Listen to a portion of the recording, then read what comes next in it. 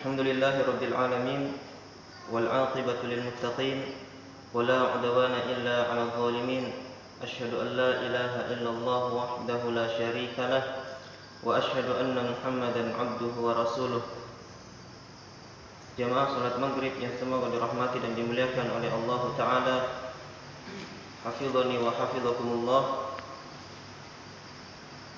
Insyaallah Ta'ala pada malam hari ini kita akan melanjutkan pembahasan yang telah sebelumnya sedikit kita bahas, kitab Lum'atul I'tiqad.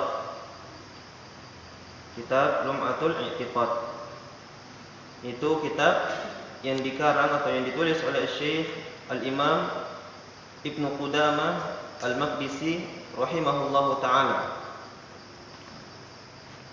Di pertemuan yang telah berlalu sebelumnya kita telah mengambil biografi dari Syekh atau Al-Imam Ibnu Qudamah rahimahullahu ta'ala, dan telah diambil juga pendahuluan penulis rahimahullah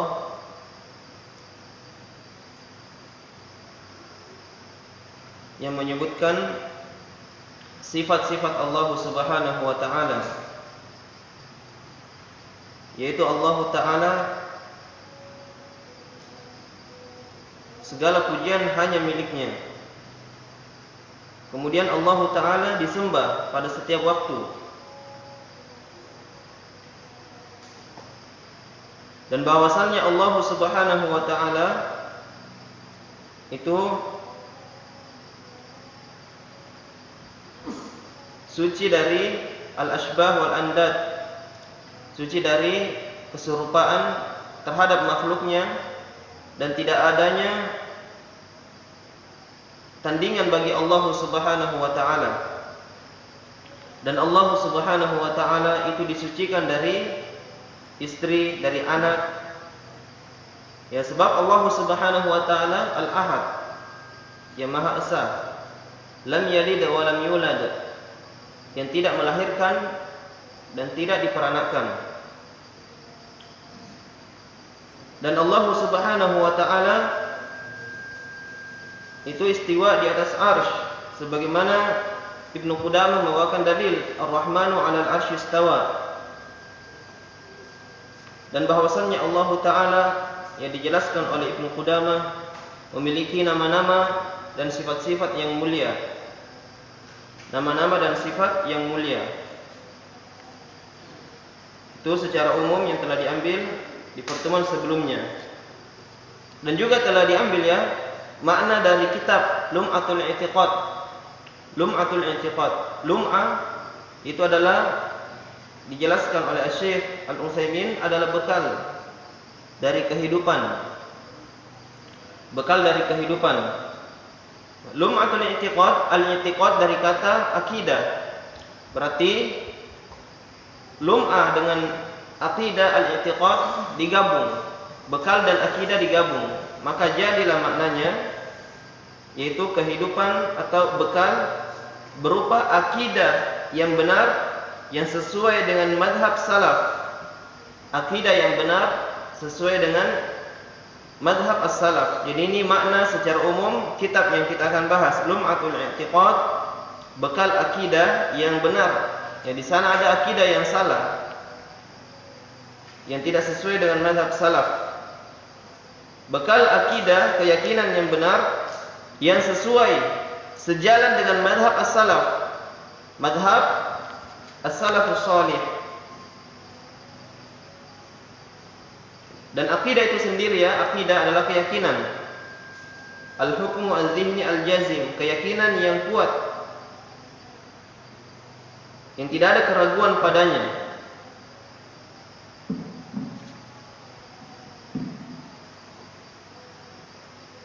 Dan kitab ini ada disebutkan nama dan sifat Allah Ta'ala secara umum, dan ada disebutkan tentang akidah atau akidah ahli sunnah wal jamaah secara umum.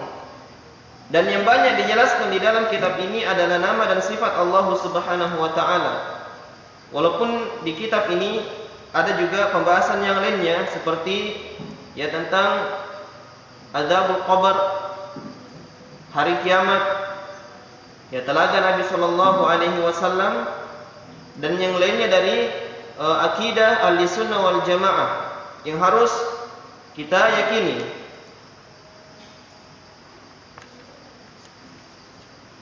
Dan di dalam kitab ini juga disebutkan ya makna yang benar atau pembahasan yang benar berkaitan dengan sifat Allah Subhanahu wa taala. Berkaitan dengan sifat Allah Subhanahu wa taala. Dan di dalamnya juga di dalam kitab ini disebutkan ya kelompok yang menyimpang berkaitan dengan nama dan sifat Allah taala. Ya ini biasa didapatkan di dalam Kitabul Aqidah. Kitab-kitab yang bahas tentang keyakinan kaum muslimin disebutkan akan menyimpang. Bantahan terhadap kelompok yang menyimpang. Ya mungkin kita merasakan ya perbedaannya di dalam pembahasan fikih. Mungkin di dalam fikih kita sering membahas ya hukum dari suatu permasalahan. Namun mungkin tidak ada bantahannya, hanya disebutkan hukumnya. Hukumnya wajib, hukumnya sunnah. Caranya begini, caranya seperti itu. Adapun di dalam Kitabul Aqidah yang kita akan bahas insyaallah ini banyak berkaitan dengan pembahasan menyebutkan nama dan sifat Allah dan pembahasan yang berkaitan dengan nama dan sifat Allah dan bantahan terhadap kelompok yang menyimpang ya berkaitan dengan nama dan sifat Allah taala. Ya kalau dalam fikih ya disebutkan misalnya tentang salat hukumnya ada syarat-syaratnya, ada rukun-rukunnya, ada wajib-wajibnya. Kemudian ya mungkin jarang dibahas bantahan misalnya terhadap ulama tertentu karena begini dan begini. Ya karena mungkin di sana ada perbedaan pendapat dan perbedaan pendapatnya bisa perkara yang ijtihadi, perkara yang luas di dalamnya. Adapun tentang akidah, seorang tergelincir ini sangat berbahaya. Makanya disebutkan supaya kita tidak tergelincir. Perkara akidah, perkara yang sangat penting. Seorang hati-hati dari orang-orang yang tergelincir di dalam nama dan sifat Allah Subhanahu wa taala. Ya, walaupun dia orangnya adalah orang yang pintar, banyak hafalannya. Ya, mengetahui atau menghafal Al-Quran, mengetahui nomor hadisnya, nomor ayatnya, mengetahui tempatnya di kiri, di kanan, di bawah, di atas. Ya, akan tetapi ternyata dia tidak tahu di mana Allah Subhanahu wa taala. Ya, perkara yang mudah. Allah taala di atas arsy, jelas di dalam Al-Quran. Mungkin dia tahu dalilnya. Ya, Ar-Rahmanu 'alal arsy istawa, di mana tempatnya? Surah apa, nomor berapa, di samping kiri, samping kanan, di atas, di bawah, di tengah. Mungkin dia tahu. Tapi ternyata dia tidak tahu keberadaan Allah Subhanahu wa taala. Ini perkara yang apa? Yang sangat berbahaya. Dia tidak tahu di mana Allah Subhanahu wa taala. Bahkan dikatakan orang yang tidak ya menetapkan Allah taala di atas arsy, ada yang mengkafirkan. Kenapa? Jelas sekali di dalam Al-Qur'an, di dalam sunnah Nabi sallallahu alaihi wasallam bahwasannya Allah taala 'alal arsy fis sama'. Bahkan walaupun dia meyakini Allah taala di atas arsy tapi tidak mengetahui arsy itu di mana. Ya, ada yang meyakini mungkin ya Allah di atas arsy tapi saya tidak tahu arsy di mana. Ini keyakinan yang salah. Allah di atas arsy dan arsy di atas langit. Jelas ya? Jadi harus dipahami. Dan ada juga ulama yang kita kenal mungkin terjatuh juga di dalam nama dan sifat Allah taala. Seperti misalnya Al-Imam An-Nawawi, ya, Al-Imam Ibnu Hajar. Al-Imam An-Nawawi pengarang kitab Riyadhus Shalihin. Itu kitab yang ditulis ya. Dia pengarang kitab Riyadhus Shalihin karya Al-Imam An-Nawawi yang biasa dibahas oleh Al-Ustaz Khidir di masjid ini ya. Yang itu pengarangnya sendiri terjatuh di dalam pembahasan nama dan sifat Allah yang keliru. Ada mereka mentakwil sifat Allah Subhanahu wa taala. Akan tetapi kita berikan uzur kepadanya. Mungkin di dalam atau pada zaman beliau tersebar fitnah atau tersebar keyakinan yang salah terhadap nama dan sifat Allah taala. Akan tetapi akidah mereka Al-Imam An-Nawawi, Al-Imam Ibnu Hajar rahimahumallahu taala, mereka berada di atas akidah salaf. Ya mungkin seandainya kita beritahukan kepada mereka, ulama yang lain beritahukan kepada mereka itu salah, harusnya begini, mungkin mereka terima. Kenapa? Mereka banyak menyelisihi ahlul bidah pada zamannya. Mereka tidak sepakat dengan ahlul bidah di dalam kebanyakan pembahasan. Berarti kita bisa mengambil kesimpulan ulama yang terjatuh di dalam nama dan sifat Allah taala, pembahasan yang salah terhadap nama dan sifat Allah, mungkin mereka ada syubhat, ataupun mereka mungkin belum mendapatkan pembahasan yang rinci terhadap nama dan sifat Allah Subhanahu wa taala. Ini sangat penting untuk diketahui, dipelajari. Bahkan kalau kita membaca Kitabul Aqidah, sangat penting mempelajari nama dan sifat Allah. Kalau kita berdoa, memakai nama dan sifat Allah. Misalnya nama Ghafur, kita meminta kepada Al-Ghafur, Allah Subhanahu wa taala yang Maha Pengampun. Kita ingin meminta ampunan dosa, maka pakai nama Allah Al-Ghafur. Ya Ghafur, ighfirni. Wahai yang Maha Pengampun, ampunilah saya. Yang memakai nama dan sifat Allah Subhanahu wa taala. Nama dan sifat ini yang biasa kita dengarkan. Nama berbeda dengan sifat. Nama pasti ada sifat di dalamnya, dan sifat belum tentu itu adalah nama. Ini nanti insyaallah taala akan lewat. Misalnya kita ambil contoh Ghafur tadi. Ghafur artinya apa tadi? Yang Maha Pengampun. Itu nama Allah, makanya boleh Abdul Ghafur. Abdul Ghafur. Al-Ghafur nama Allah taala, dan di dalam nama Allah tersebut tergantung sifat. Terkandung apa? Sifat Allah, yaitu Maha Pengampun. Itu sifat Allah, Maha Pengampun. Jadi namanya Al-Ghafur dan sifatnya apa? Maha Pengampun. Adapun sifat belum tentu menjadi nama. Seperti apa? Misalnya Allah turun, an-nuzul. Allah turun. Di dalam hadis an-nuzul, Allah itu turun ke langit dunia. Belum tentu tidak kita katakan nama Allah itu adalah turun. An-nuzul, an-nazil. Allah memiliki sifat tangan. Kita tidak katakan nama Allah tangan, tidak seperti itu. Beda nama, beda sifat. Adapun sifat, tangan, wajah, sifat turun ke langit dunia, tidak mesti kita katakan itu nama Allah taala. Adapun kalau nama Allah pasti ada sifat di dalamnya. Sami'un, nama Allah As-Sami', yang Maha mendengar. Nama Allah Ar-Rahman. Jelas As-Sami', nama Allah As-Sami', dan As-Sami' ada makna mendengar di dalamnya. Ada sifat mendengar di dalam nama Allah As-Sami'. Jadi dibedakan. Yang dipakai berdoa memanggil Allah, ya Allah, ya Rahman, itu nama Allah. Adapun sifat Allah taala ini tidak diperbolehkan. Misalnya ada yang berdoa, ya wajah Allah, wahai wajah Allah. Ya Allah mempunyai wajah. Tapi kalau berdoa dengan menyebutkan nama Allah, ya wajah Allah, itu tidak diperbolehkan. Kenapa? Wajah tidak pernah disebutkan dalam Al-Quran itu adalah nama. Dia hanyalah sifat. Beda dengan Ghafur, dia adalah nama dan sifat Allah di dalamnya. Ghafur artinya yang Maha mengampuni. Adapun wajah Allah itu tidak kita katakan nama Allah taala. Kita hanya katakan itu adalah sifat Allah. Tangan Allah, yadullah. Jangan kita katakan dalam doa wahai tangan Allah.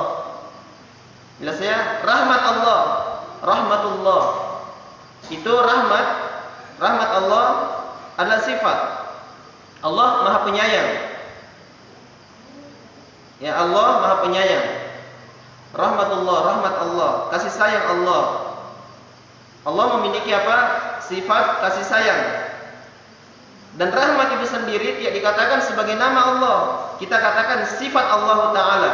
Makanya jangan ada berdoa ya rahmat Allah, wahai rahmat Allah. Ini diperbolehkan. Bahkan ada yang mengatakan, dinukil dari Syekhul Islam Ibnu Taimiyah rahimahullah ta'ala, yang memanggil sifat Allah hukumnya kafir, melakukan kesyirikan. Kenapa? Berarti dia menjadikan Tuhan, menjadikan Rabb selain Allah. Jelas? Nama Allah dia sembah juga, Allah dia sembah juga. Ada yang menyeru wahai wajah Allah. Kenapa dia tidak seru Allah saja, wahai Allah? Kalau dia katakan wahai wajah Allah, berarti seakan-akan dia apa? Wajah Allah berbeda dengan Allah. Allah Rabb, wajah juga Rabb. Tidak seperti itu. Makanya jangan memanggil sifat. Ada pembahasan yang sangat penting. Bedakan nama dan sifat. Memanggil sifat tidak diperbolehkan. Yang diperbolehkan adalah memanggil Allah dengan namanya. Ya Allah, Ya Rahman, Ya Rahim, Ya Ghafur. Jelas ya? Nanti insyaallah ta'ala akan datang ya pembahasan tentang misalnya nanti ada datanya nama ataupun sifat Allah Subhanahu wa taala. Kita baca perkataan Syekh Al-Imam Ibnu Qudamah rahimahullahu taala. Kata beliau, kita lanjutkan ya pembahasannya. Masih pendahuluan. Saya lihat pendahuluan penulis rahimahullah. Pendahuluan penulis rahimahullahu taala, muqaddimah artinya di dalam bahasa Arab itu bahasanya mungkin sangat rumit. Bahasa beliau, ya orang dulu itu mungkin tinggi bahasanya. Kalau kita baca kitab ya, kitab-kitab orang dulu dan kitab-kitab zaman sekarang itu ada perbedaan tata bahasanya. Kalau yang dulu agak rumit bahasanya. Biasa kita buka kamus, ya, lihat, ditanyakan kepada teman misalnya apa maknanya, itu kitab-kitab orang dulu. Mungkin ada makna yang jarang dipakai sekarang. Adapun kitab sekarang, kitab Syekh Al-Utsaimin, Syekh Shalih Al-Fauzan itu mudah untuk dibaca. Adapun ya, kitab orang yang dulu itu mungkin butuh perhatian yang lebih untuk memahaminya. Ya, kata Syekh rahimahullah Ibnu Qudamah, wa kullu ma jaa fil Qur'an aw sahha 'anil Mustafa alaihi salam min sifatir rahmani wajib al-iman bihi. Dan setiap yang warid yang datang di dalam Al-Qur'an ataupun yang sahih dari Al-Mustafa itu Nabi sallallahu alaihi wasallam dari sifat-sifat Ar-Rahman, dari sifat-sifat Allah, wajib mengimaninya, wajib beriman dengannya. Iman artinya percaya, wajib dipercayai, tidak boleh didustakan. Jadi perkataan penulis jaa fil Quran, yang telah datang di dalam Al-Quran, au sahha ataupun yang sahih. Jadi hadisnya adalah hadis yang sahih, hadis yang diterima. Di dalam menetapkan nama dan sifat Allah harus menggunakan hadis-hadis yang sahih. Hadis yang dhaif itu tidak kita tetapkan nama Allah, misalnya datang di dalam hadis yang dhaif, nah ditetapkan sebagai nama Allah, misalnya datang nama Allah begini, misalnya ternyata hadisnya dhaif, ini tidak dipakai. Jadi harus hadis yang sahih ataupun hasan. Min sifatir Rahman, min sifatir Rahman, dari sifat-sifat Ar-Rahman. Wajib al-imanu bihi, wajib mengimaninya, wajib dipercayai. Datang as-sami', ya, maha mendengar, al-basir, yang maha melihat, wajib diyakini, tidak boleh ditolak. Wa talaqihi bitaslimi wal qabul, dan wajib untuk menerimanya dengan lapang dada, menerimanya ya dengan lapang dada, tidak ada penolakan. Ada data yang diterima. Ya, berbeda dengan orang-orang yang menyimpang. Ada datang dia takwil. Ya, tidak mungkin begini dan begini, karena kalau ditetapkan berarti sama dengan makhluk. Ini banyak Misalnya dikatakan bacotnya, ya, banyak perkataan-perkataan yang jeleknya. Ya kalau data yang tinggal diterima, kata penulis ini ya, wa talaqihi bit taslimi wal qabul, wajib diterima dengan lapang dada. At-taslim. Wa tarki ta'arruf bir raddi wat ta'wil wat tashbih wat tamtsil, dan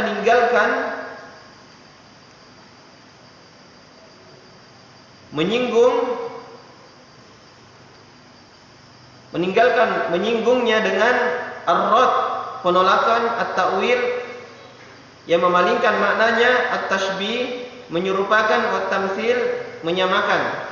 Jadi kalau datang, kata penulis ada 3 di sini yang wajib untuk diketahui. Yang pertama wajib al-imanu bi, wajib diimani. Yang kedua diterima dengan lapang dada, diterima. Kemudian tidak boleh kita tolak. Jangan ada singgungan, misalnya dia menolak, berbicara dengan menolaknya, ar-rad.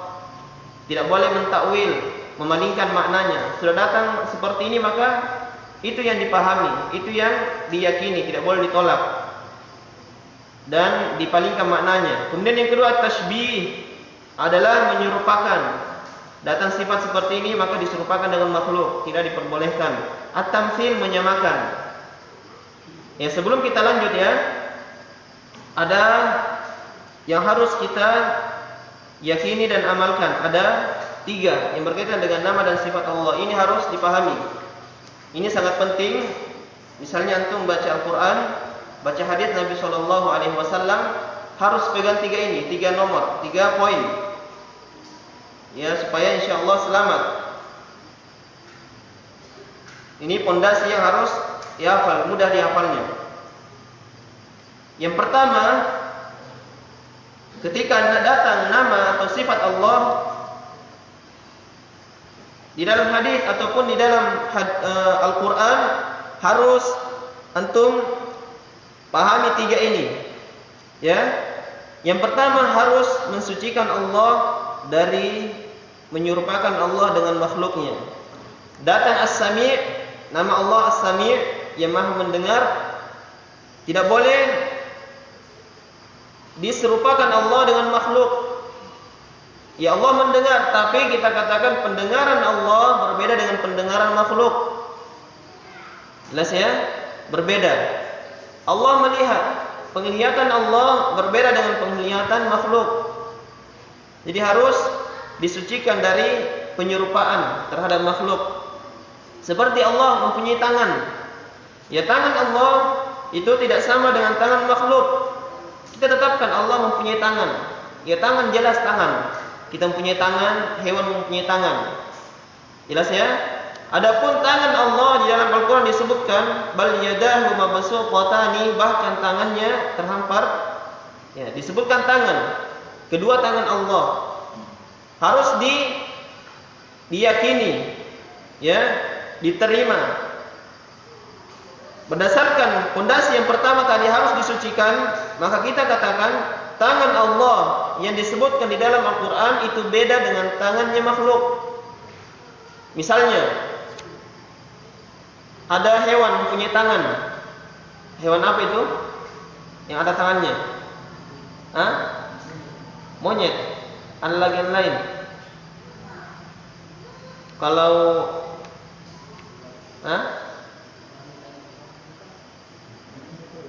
apa? Ya, tangan hewan. Tangan apa? Tangan monyet ya? Ya, monyet. Ya, tangannya monyet dengan manusia beda.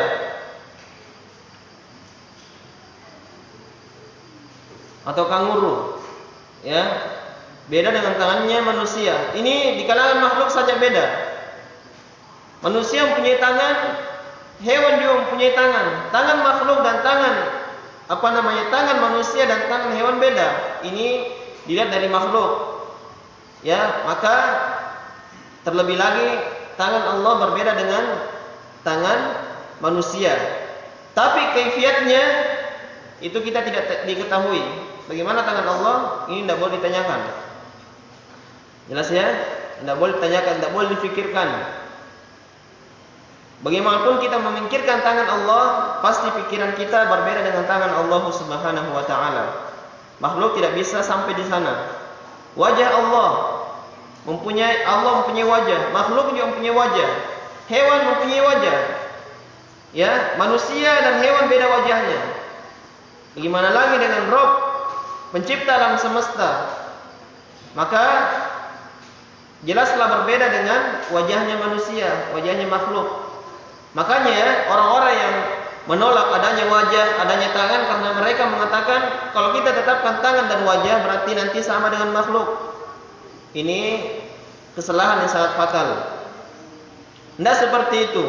Kita tetapkan wajah sebagaimana datang di dalam hadis, datang di dalam Al-Quran, tangan misalnya kita tetapkan, tapi kita tetapkan dalam keadaan kita yakini pasti tidak sama dengan makhluk. Ini yang pertama. Mensucikan Allah dari penyerupaan. Mensucikan Allah dari penyerupaan terhadap makhluk. Yang kedua, wajib mengimani apa yang datang dari Al-Quran dan Sunnah. Ini ma'ruf ya. Wajib mengimani apa yang datang dari Al-Quran dan Sunnah. Telah disebutkan oleh penulis. Jadi kalau datang tangan, ya disebutkan juga ada kaki ya, arja betis di dalam hadis. Allah memiliki betis. Ya kalau datang seperti itu maka kita yakini pasti ada betisnya Allah. Pasti ada tangan Allah, pasti ada wajah Allah, pasti ada mata Allah Subhanahu wa taala. Karena ada dalilnya. Nah, Dajjal itu picak satu matanya. Jelas ya? Adapun Allah tidak. Ini menunjukkan Allah mempunyai dua mata. Jelas ya? Mempunyai dua mata. Kalau datang seperti di dalam hadis, maka kita tetapkan ya wajib diimani. Kemudian berdasarkan dengan poin yang pertama tadi, tidak boleh diserupakan dengan makhluk. Allah memiliki mata, mata Allah tidak sama dengan makhluk. Dan Allah mempunyai mata, kita tetapkan. Karena kenapa? Datang di dalam hadis Nabi Shallallahu Alaihi Wasallam. Terus yang terakhir yang harus diketahui, kalau datang nama dan sifat Allah harus memutus ketamakan bagaimananya Allah. Jadi biasanya kalau kita, ya kalau Allah ditetapkan seperti ini, bagaimana kaifiatnya? Bagaimana wajah Allah? Bagaimana tangan Allah? Bagaimana mata Allah? Yang ketiga ini harus kita putus. Kalau ada pikiran seperti itu kita putus. Jelas ya? Jangan kita membagaimanakan Allah Ta'ala. Harus diputus. Ya. Ketamakan untuk mengetahui bagaimananya Allah harus kita putus. Datang namanya Allah, misalnya Ghafur, ya, Maha mendengar, ada wajah, ada tangan, kemudian ada betis juga datang ya. Itu harus kita putus ketamakan bagaimananya Allah Ta'ala, bagaimana kaifiatnya, bagaimana hakikatnya, itu kita harus putus. Tidak boleh kita tamak ingin mengetahuinya, kita harus putus. Jadi ini tiga pokok yang harus dipahami. Jadi yang pertama tadi apa? Mensucikan Allah dari penyerupaan. Yang kedua harus diimani yang datang di dalam Al-Quran maupun di dalam Sunnah Nabi Shallallahu Alaihi Wasallam. Yang ketiga adalah memutus ketamakan atau ingin tahunya kita bagaimananya Allah, hakikat Allah Ta'ala. Harus diputus, ini tiga ya, harus dipahami. Ya kalau datang nanti hadis, misalnya ada mata, Allah memiliki dua mata. Ya makanya berdasarkan dengan tiga pokok yang telah disebutkan, makanya kita katakan kita mensucikan Allah. Mata Allah tidak sama dengan mata makhluk. Yang kedua, wajib diimani Allah memiliki mata. Yang ketiga, kita tidak boleh tamak bagaimana matanya Allah. Tidak diperbolehkan.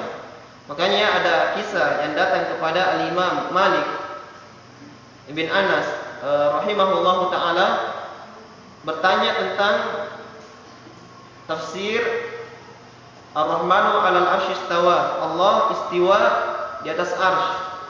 Dia katakan apa makna istiwa? Nah, di situ seakan-akan Imam Malik marah. Imam Malik marah. Makanya Al-Imam Malik rahimahullah membantah orang tersebut, memberikannya perkataan yang maknanya al-istiwa maklum. Istiwa itu maklum. Allah beristiwa di atas arsy. Allah tinggi di atas arsy. Itu diketahui.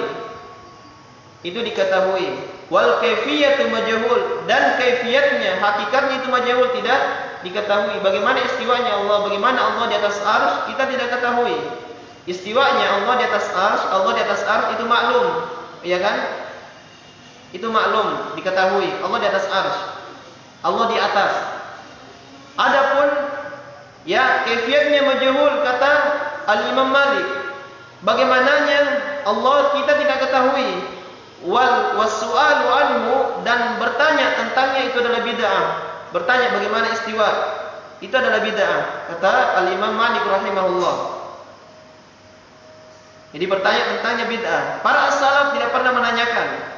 Nabi sallallahu alaihi wasallam ya menyebutkan ada nama Allah, ada sifat Allah, tapi tidak dinukil dari seorang sahabat pun itu menanyakan bagaimana sifat Allah, bagaimana tangan Allah, bagaimana wajah Allah.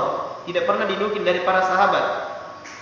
Makanya Imam bin Malik memberikan kaidah, istiwa maklum, diketahui. Ya, mata diketahui, wajah diketahui, tangan diketahui. Adapun kaifiyatnya, bagaimananya, hakikatnya kita tidak ketahui. Kemudian bertanya tentangnya bagaimananya itu adalah bid'ah. Ya, tidak pernah dilakukan oleh para as-salaf. Ini 3 yang harus diyakini. Kemudian kita tambahkan sedikit, ada 5 perkara yang harus ditinggalkan. Ada 5 perkara yang harus ditinggalkan berkaitan dengan nama dan sifat Allah. Ini saya berikan kaidah dulu sebelum yang kita membaca kitab Al-Imam Ibnu Qudamah rahimahullah. Jadi yang 3 perkara tadi harus diamalkan kalau datang nama dan sifat Allah. Kemudian yang 5 lagi, ini perkara yang harus ditinggalkan. Kalau datang nama Allah, datang sifat Allah di dalam Al-Quran, di dalam hadis, harus kita tinggalkan 5 perkara. Yang pertama adalah ar-radd. Artinya di dalam bahasa ar-radd adalah menolak. Ini harus kita tinggalkan. Misalnya tadi nama Allah As-Sami, Al-Basir, Al-Ghafur, Ar-Rahman, Ar-Rahim, wajah Allah, tangan Allah. Kalau datang di dalam hadis, di dalam sunnah, tidak boleh kita tolak, harus ditinggalkan, penolakan. Yaitu adalah mendustakan dan mengingkari. Kita tidak boleh dustakan, ya Allah Ta'ala tidak memiliki wajah. Kita tidak boleh seperti itu. Mengingkarinya juga tidak boleh. Maka dihukumnya orang yang mengingkarinya, maka adalah orang yang kafir. Kenapa? Kenapa dikatakan kafir? Karena menolak hadis, menolak Al-Quran. Orang yang menolak hadis, satupun hadis, menolak satupun ayat, maka hukumnya kafir. Ya, ini datang ayat menunjukkan nama dan sifat. Ketika dia tolak, ketika dia ingkari, dustakan, maka hukumnya kafir. Jelas sampai sini ya? Ini harus ditinggalkan, ar-radd. Kemudian yang kedua, yang harus ditinggalkan ketika datang nama dan sifat Allah, at-ta'wil. At-ta'wil, yaitu memalingkan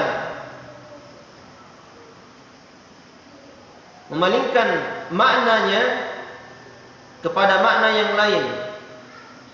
Memalingkan maknanya kepada makna yang lain yang tidak diinginkan oleh Allah. Misalnya datang kata wajah, ya, ini sering kita contohkan kata wajah. Tidak boleh kita katakan wajah maknanya seperti ini dan seperti ini. Tangan, kita tidak boleh katakan maknanya adalah kekuatan. Ini namanya takwil. Tidak boleh kita takwil.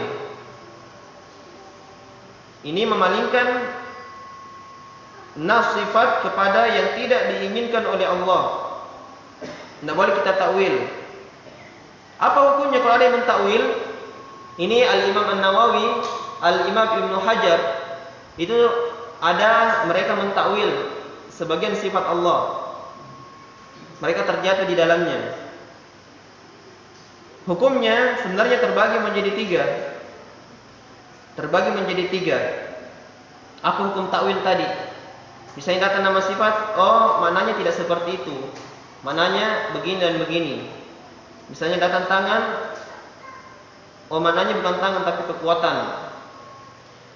Nah, ini hukumnya terbagi menjadi tiga. Yang pertama, kalau dia takwil berdasarkan dengan ijtihadnya. Dia adalah ulama seperti Al-Imam An-Nawawi, seperti Al-Imam Ibnu Hajar, tapi mereka mentakwil.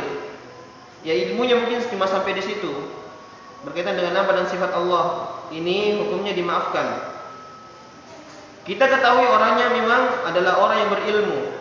Kalau datang hadis, datang Al-Quran, mereka terima.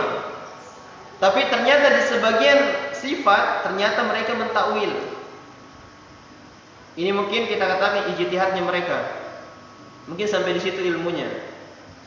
Ini dimaafkan. Kemudian yang kedua, jenis yang kedua orang yang mentakwil, orang yang memalingkan nas sifat kepada yang tidak diinginkan adalah keluar dari hawa nafsunya. Keluar dari hawa nafsunya. Bukan dengan ilmu yang dia miliki. Hanya hawa nafsunya saja. Oh tidak begitu sifat Allah harus ditakwil. Tidak seperti itu maksudnya.